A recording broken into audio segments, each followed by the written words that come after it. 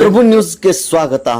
ಶ್ರೀ ಹನುಮಾನ್ ಜಾತ್ರಾ ಮಹೋತ್ಸವ ಶ್ರೀ ಅಷ್ಟವಿನಾಯಕ ಯುವಕ ಮಂಡಳ ಹಾಗೂ ಹನುಮಾನ್ ನಗರ ಉತ್ಸವ ಕಮಿಟಿ ಸಂಕೇಶ್ವರ್ ಇವರ ವತಿಯಿಂದ ಹನುಮಾನ ಜಯಂತಿ ನಿಮಿತ್ತವಾಗಿ ವಿವಿಧ ಧಾರ್ಮಿಕ ಕಾರ್ಯಕ್ರಮಗಳು ಜರುಗಿದವು. ಅಭಿಷೇಕ, ಮಹಾಪೂಜೆ, ಹೂವಿನ ಅಲಂಕಾರ, ಹನುಮಾನ ಮೂರ್ತಿಗೆ ವಿವಿಧ ವಿಧಿವಿಧಾನ ಪೂರ್ವಕ ಪೂಜೆ ಸಲ್ಲಿಸಲಾಯಿತು. ಕುಮಾರಿ ಹಾರಿಕಾ ಮಂಜುನಾಥ್, ಯುವ ವಾಗ್ಮಿ, ಲೇಖಕರು, ಬೆಂಗಳೂರು ಇವರಿಂದ ದಿಕ್ಸೂಚಿ ಭಾಷಣ. ಈ ಕಾರ್ಯಕ್ರಮದ ದಿವ್ಯ ಸಾನ್ನಿಧ್ಯ ಶ್ರೀ ರಾಮಣ್ಣ ಶಾಸ್ತ್ರಿಗಳು, ಸಿದ್ಧಾರೂಢ ಮಠ ಬೆನವಾಡ್ ಇವರು ದಿವ್ಯ ಸಾನ್ನಿಧ್ಯವನ್ನು ವಹಿಸಿದ್ದರು. ದಿಕ್ಸೂಚಿ ಭಾಷಣ ಕೂಡ ಅತಿ ಶಾಂತಿಯುತವಾಗಿ ನಡೆಯಿತು. ಅರಿಶಿನ ಕುಂಕುಮ ಕಾರ್ಯಕ್ರಮ ಕೂಡ ಜರುಗಿತು. ರಂಗೋಲಿ ಸ್ಪರ್ಧೆ, ಸಂಗೀತ ಕುರ್ಚಿ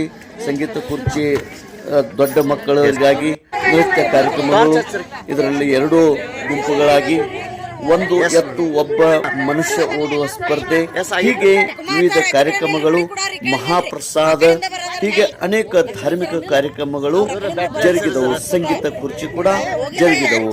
ಈ ಒಂದು ಸ್ಪರ್ಧೆಗಳಲ್ಲಿ ವಿಜೇತರಿಗೆ ನಗದು ಬಹುಮಾನಗಳನ್ನು ನೀಡಲಾಗಿದೆ ಮಂಡಳದ ವತಿಯಿಂದ.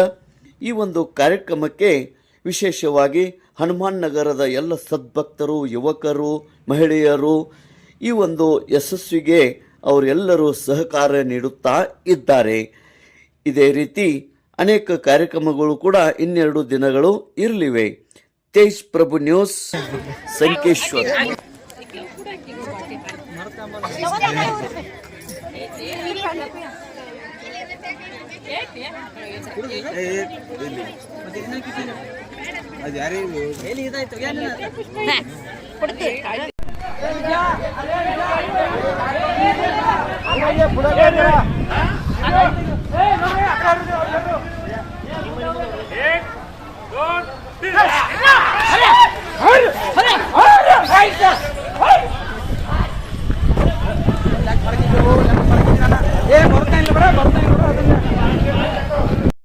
ಬಂದು ನಮ್ಮ ಪೂರ್ವಿಕರು ಮಾಡಿದ ತಪಸ್ಸಿನ ಪ್ರತಿಫಲವಾಗಿ ಆ ಶಿವನೇರಿ ಕೋಟೆಗಳಲ್ಲಿ ತಾಯಿ ಜಿಜಾಬಾಯಿ ರತ್ನಗರ್ಭದಲ್ಲಿ ತಾಯಿ ತುಳಜಾಭವಾನಿ ವರಪುತ್ರನಾಗಿ ಅವತರಿಸಿ ಬಂದಂತ ನರಸಿಂಹನ ಸ್ವರೂಪವಾದಂತ ಒಬ್ಬ ಛತ್ರಪತಿ ಶಿವಾಜಿ ಮಹಾರಾಜರು ಇಡೀ ಸನಾತನ ಹಿಂದೂ ಧರ್ಮದ ರಕ್ಷಣೆಯನ್ನ ಕ್ಷಾತ್ರ ತೇಜದಿಂದ ಮಾಡಿಕೊಟ್ರು.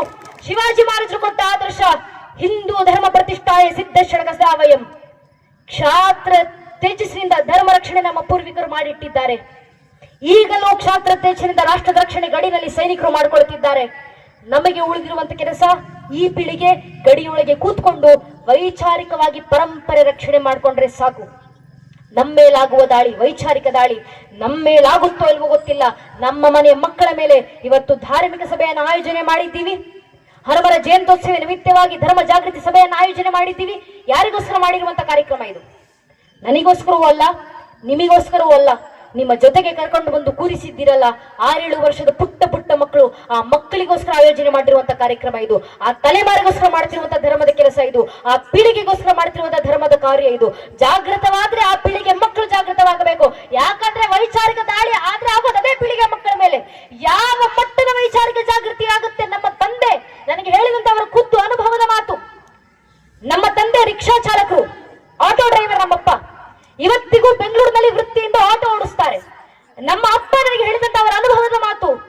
ಬೆಂಗಳೂರಿನಲ್ಲಿ ಕಾಲೇಜ್ ಹೋಗುವಂತ ಮಕ್ಕಳು ಹಣೆಗೆ ಕುಂಕುಮ ವಿಭೂತಿ ಹಚ್ಕೊಂಡು ಆಟೋ ಹತ್ತುತ್ತಾರೆ. ಆಟೋ ಇಳಿದು ಕಾಲೇಜ್ ಒಳಗೆ ಹೋಗೋಕು ಮುಂಚೆ ಹಣೆಯಲ್ಲಿರುವಂತ ಕುಂಕುಮ ವಿಭೂತಿ ಅಳಿಸ್ಕೊಂಡು ಆನಂತರ ಕಾಲೇಜ್ ಕ್ಯಾಂಪಸ್ ಒಳಗೆ ಕಾಲಿಡುತ್ತಾರೆ. ಯಾಕೆ? ನಮ್ಮದೇ ಮನೆ ಮಕ್ಕಳಲ್ವಾ? ನಮ್ಮ ಮನೆ ಹಿಂದೂ ಮಕ್ಕಳಿಗೆ ಹಣೆ ಮೇಲೆ ಧಾರ್ಮಿಕ ಸಂಕೇತ ಧರಿಸಿ ಓಡಾಡಲಿಕ್ಕೆ ಇವತ್ತು ಕೀಳಿರಿಮೆ.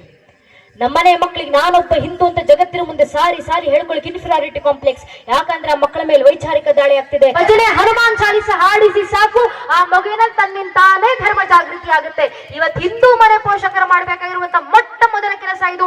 ವಾರಕ್ಕೊಂದು ದಿನ ಮನೆ ಮಕ್ಕಳಿಗೆ ದೇವಸ್ಥಾನಕ್ಕೆ ಕರ್ಕೊಂಡು ಬರೋದು. ಇಲ್ಲಿ ಕೂತು ಮಕ್ಕಳು ನಿರಂತರ ಸಂಧ್ಯಾ ಕಾಲದಲ್ಲಿ ಹನುಮಾನ್ ಚಾಲಿಸ ಹಾಡಬೇಕು. ಮಕ್ಕಳ ಬಾಯಿಂದ ಹನುಮನ ಧ್ವನಿ ಹರಡಬೇಕು. ಮಕ್ಕಳ ಕಂಠನಾಳದಲ್ಲಿ ಧರ್ಮ ಶಕ್ತಿ ಬಂದು ಪ್ರಹರಿಸಬೇಕು. ಈಗ ಮನೆಯ ಮಕ್ಕಳನ್ನು ನಾವು ದೇವಸ್ಥಾನಗಳಿಗೆ ಕರ್ಕೊಂಡು ಬರಲಿಲ್ಲ. ನಮ್ಮಲ್ಲೊಂದು ಭ್ರಮೆ ಇದೆ. ಹಿಂದೂ ಪೋಷಕರಲ್ಲೊಂದು ಪ್ರಶ್ನೆ ಅಲ್ಲ, ನಮ್ಮ ಮಕ್ಕಳಾಗ ದೇವಸ್ಥಾನಕ್ಕೆ ಬರಬೇಕು, ಮಕ್ಕಳಾಗ ಹನುಮಾನ್ ಚಾಲೀಸ ಹಾಡಬೇಕು, ನಮ್ಮ ಮಕ್ಕಳಿಗೆ ಯಾಕೆ ಧರ್ಮ? 40-50 ಸಾವಿರ ಸಂಬಳ ತಗೊಂಡು ಜೀವನದಲ್ಲಿ ಸೆಟ್ಲ್ ಆದ್ರೆ ಸಾಕಲ್ವಪ್ಪ? ಇದಕ್ಕಿಂತ ಜೀವನ ಏನಿದೆ? ದೇಶ ಧರ್ಮ ಕಟ್ಕೊಂಡು ನಮ್ಮ ಮಕ್ಕಳಿಗೆ ಏನು? ಹಿಂದೂ ಪೋಷಕರಲ್ಲೇ ಪ್ರಶ್ನೆ.